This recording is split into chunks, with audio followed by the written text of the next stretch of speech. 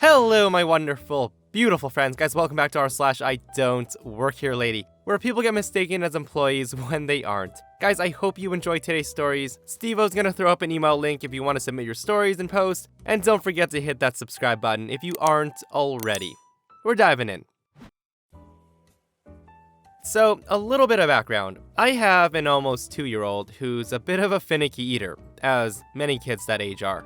There's this one brand of little blueberry-flavored, heart-shaped rice puffs that he absolutely loves, and we use them as rewards for when he accomplishes something, like successfully using the potty or putting away his toys. Sometimes we also give them to him just because we love him. He calls them puffs, and practically chants it when he knows he's about to get some. It's pretty adorable, but I digress. Now, I'm a 6'3" man and very broad shoulders. I'm a pretty calm and pleasant person most of the time and try to make friends with everybody I meet. But I've been told that I'm intimidating just because of my size. Now, I am aware of this and try not to loom over people or throw my weight around, but sometimes people do get a little skittish because I'm there. So anyway, I'm at the major chain grocery store after work, picking up a few things that my wife asked me to grab on the way home. I remember that we're low on puffs, and I swing by the baby aisle to get some, even though my wife didn't ask for them specifically. Lo and behold, there's Karen in her smart business casual jacket with her overloaded cart standing right in front of the puffs. Karen's holding a box of baby oatmeal, reading the back of it. I calmly watch as she puts the box back, picks up another box of the same brand, and starts reading that. Again, I wait, but I'm standing there wondering what could possibly be the difference between the two. She then picks up the first box and starts comparing them. Now, they're identical other than box size, and I'm tired of waiting for her. It's been about 2 or 3 minutes, which isn't that long, but I'm ready to get home to see my kid. So I say, excuse me, ma'am, could I...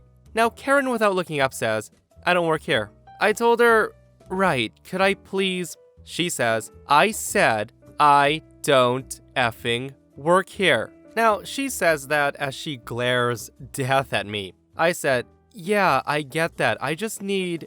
She then screams, get away from me. Just because I'm a woman doesn't mean I'm gonna help some idiot man buy baby stuff. I tell her, look, I just want that cereal, pointing to the puffs on the shelf. Now at this point she screams, don't touch me. I said I don't work here. Now, there was a nice older lady stocking the shelves at the other end of the aisle. I've talked to her a few times over the past few months. She's always been really sweet and always tells me about her grandson, who coincidentally has the same first and middle name that I do. She knows me, so I'm not too worried when she heads over. She's not a manager, but being older, a lot of people assume she is. I'll call her W for worker. She comes up to us and asks, is there a problem here? Karen screams, this man is harassing me. Now with that I sigh and said, I just wanted to... I don't care what you want. I will not be bullied. The Karen then turns to the worker and says, I demand you have him thrown out. I will not put up with this. The worker then says to her, ma'am, can we please calm down? I'd like to... And with that, Karen looks at her and says, don't you dare tell me to calm down. He's the problem. She then turns to me and says, I said I don't work here. The worker says, ma'am, I can't help you if you don't calm down. Please. She then turns her hands palm up in a pretty universal non-threatening position. At that, Karen says, don't you touch me. If you touch me, I'll call corporate. What's your name? Now, I've been pretty irritated, but I haven't gotten mad until now. I've worked customer service for a lot of years, and I'm used to being treated poorly by seemingly insane people, so I've been trying to remain calm. But once she threatens to report the sweet old lady for trying to defuse the situation, I get angry. Standing up straight, looming forward just slightly, and with my best loud dad voice that I usually reserve for when my kid's about to do something that's gonna get him seriously hurt, I say, lady, I just wanted to buy cereal for my kid, and your cart's in the way. I know you don't work here. I'm not an idiot. I was just trying to ask if I could reach past you to get it. Now with that, Karen goes completely pale and frankly looks like she's about to wet herself. She silently grabs her cart and scoots it back 2 or 3 feet. I then smile and say in a calm and friendly voice, thank you, ma'am. I then grab the puffs, put them in my cart, and walk away. I then tell her, have a nice evening. A few seconds of silence pass as I walk towards the register, and then I hear the worker say, ma'am, if you still need that number for corporate, I can get that for you. Guys, it's actually so nice to hear the Karen being on the other side of things for a change. And of course, she's still being Karen. Like, the whole situation could have been avoided if she just listened to what OP had to say. It was like 2 sentences. I also love the comment that the employee made. Talk about adding insult to injury. I ran a charitable event for my work around this time last year. We usually put on a carnival to raise money for charity and raise awareness for our company. It's also to establish ourselves in the community and attract customers, but all the money goes to charity. So I stood up at the carnival and gave a big speech about the importance of the charity and how the cause was very personal to me and my family, as it funded cerebral palsy research, and my father lives with it. I was very visible throughout the whole event, sharing my story and raising money, and running carnival booths, etc. So fast forward to a couple of months ago. I bumped into someone while in line to get coffee who said that they'd met me at the event last year. I was surprised she remembered me. We ended up starting a pleasant conversation, so we sat outside to drink our coffees together. Now, in hindsight, she did seem a little off. She was a little tightly wound, but it didn't register over such a brief encounter. She mentioned how she had been so glad to see a large-scale charity event, and she hasn't seen us do any event since. I had started to explain the yearly nature of the carnival and how we pick up different charities, but she unintentionally cut me off, caught in her own emotions as she began to recount a moving story about a sibling who suffered from the condition. I was telling her how terrible that was and how I completely understood, in reference to my own experiences. Before I could really get into talking about my own story, she checked the clock and said that she didn't realize how much time had passed and she needed to go, but she appreciates the work I did and my support listening to her. She began to fumble around in her purse for her keys, and then as she was leaving, she said, "And here's a little something to support your work." She then produces something folded in a napkin from her purse, and she left it at my side. Now, I'm an interior designer, so I had no idea what she could be talking about in terms of supporting my work. But we were seated just by the street parking, so she was gone too quickly for me to ask. I unfold the napkin, and to my shock, she had slipped a $100 bill into the napkin. Now, I was dumbfounded with confusion as to why this perfect stranger would give me money to support my work in interior design, without getting anything designed in exchange. It did take me a while to figure it out, but I eventually realized that she must have come to the carnival and assumed the charity itself had put on the event, so she thought I worked for them.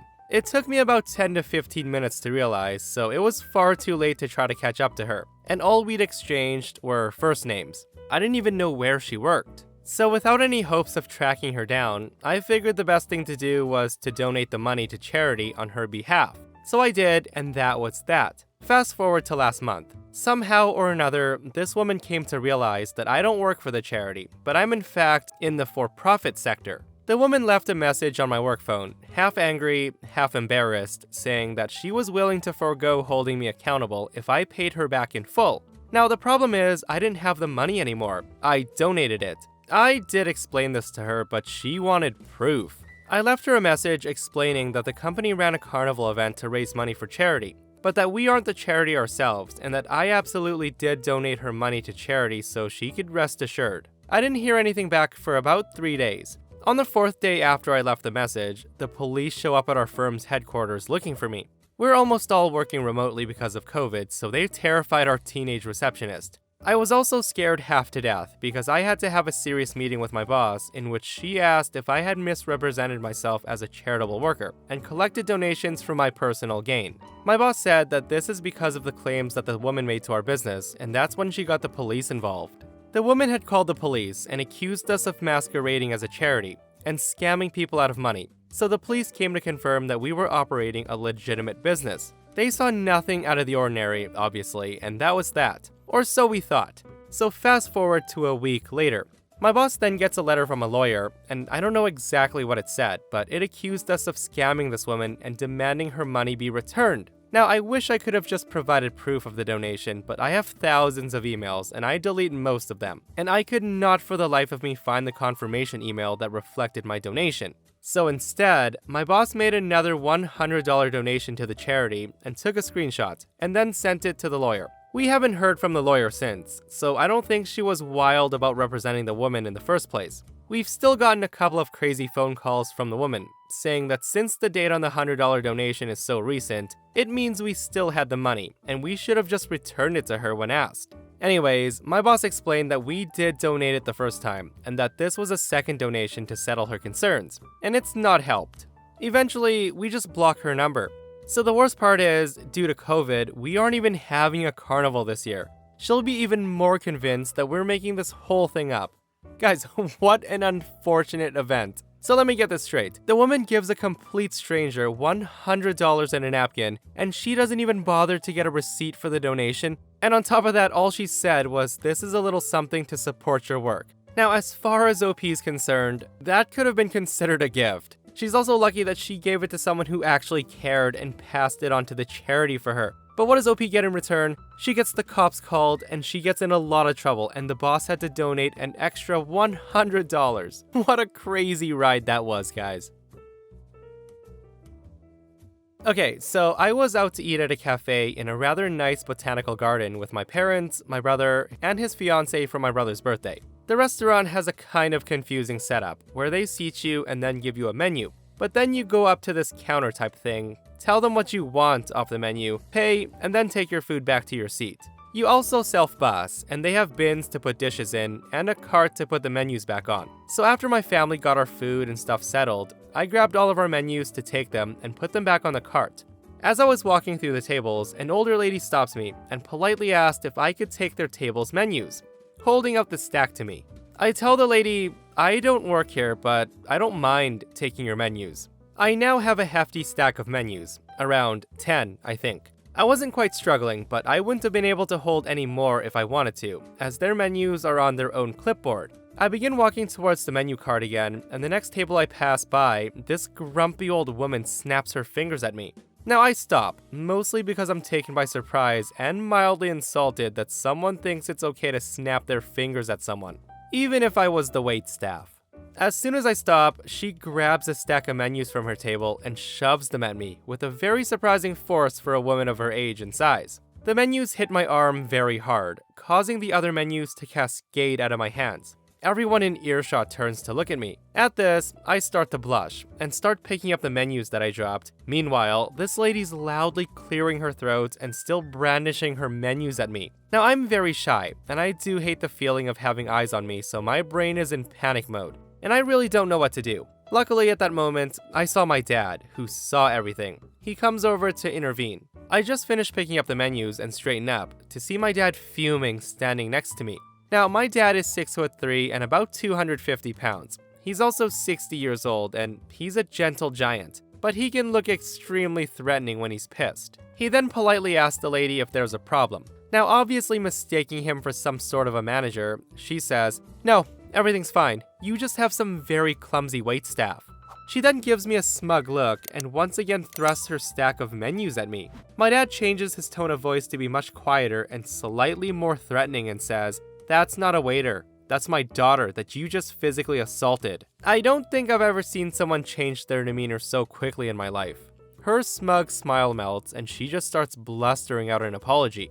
My dad then turns to me and says, "Let's go sit down and finish the rest of our lunch, very far away from this old crow." I dump our menus into the cart, and on my way back to the tables, I overheard the woman getting tons of flack from her friends, saying, "Why do you always have to be so rude? You embarrass us everywhere we go," etc. One of them does reach out to apologize as I pass. I nod and just keep walking. I'll never understand why people think it's okay to touch strangers without their consent, ever. And I do have a small bruise on my arm from the incident.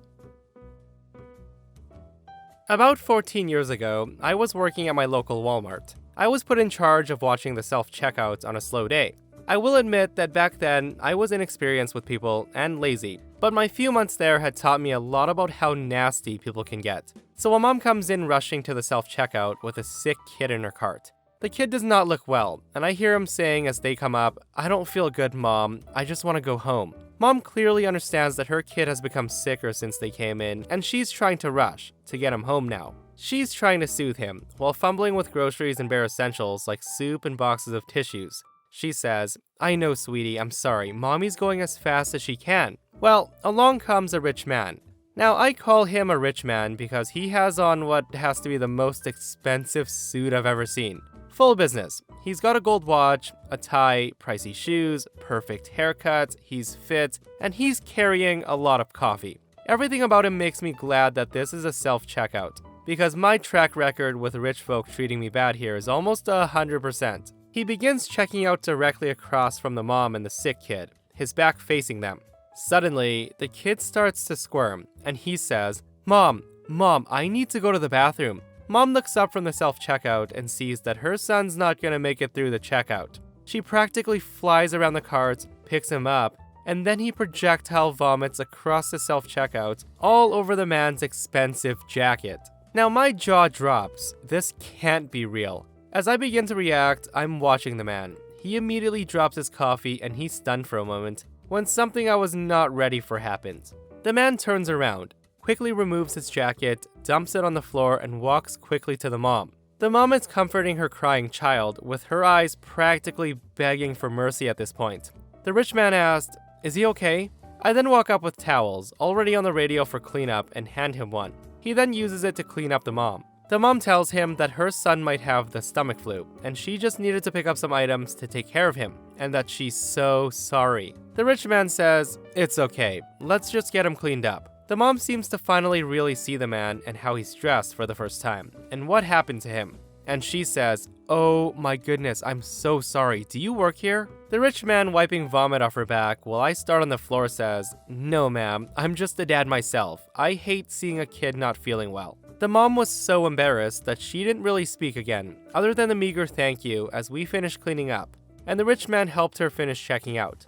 I then helped him put his certainly ruined jacket into a garbage bag to take home, and he checked out as well. I asked him if there's anything else I could do for him, and he politely declined and then left the store. I'll never forget how that man reacted that day. For all of his obvious wealth, it was his last priority at that moment, even as a victim himself. He didn't complain about the mess or that he might get the kid's flu, or his ruined jacket, compensation, nothing. And he certainly did more to help than me, the actual employee. I did take this lesson to heart for all future interactions with people, and it's made a tremendous difference as I became a father myself. Thank you for reading. My friends, posts like this restores my faith in humanity. Like, I'm so broken from reading these posts that I keep thinking that a wild Karen was gonna come out of nowhere, or the man was gonna lose it on the kid. It was a nice story, where the story had a wholesome and happy ending. And that, my friends, brings us to another end of our /IDontWorkHereLady. Guys, I hope you enjoyed the stories today, and if you did, remember to hit that thumbs up. And if you missed the last episode on the channel, I'll link it right here. A Karen steals a birthday package from a 6-year-old, and she gets furious when she's caught. Guys, go check it out if you haven't, and myself and Steve-O will see you guys in the next one. We love you.